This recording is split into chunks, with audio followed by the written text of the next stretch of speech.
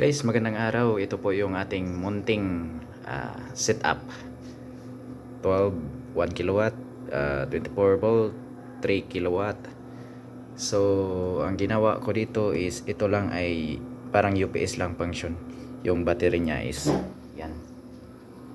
100 amp hour lang na 32650. So, ngayon guys, pagkumparahin natin tong dalawa since pareho naman sila na pareho lang yung panel niya, tig apat-apat.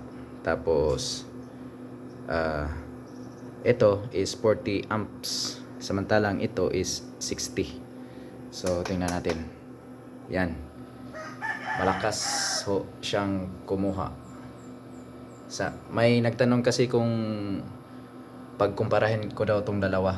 So yan na po yung kasagutan. Boss, shout out sa iyo. 4.21 22 amperes, dito is 5.6. So dito naman yung mga panel. Depende siguro sa angle.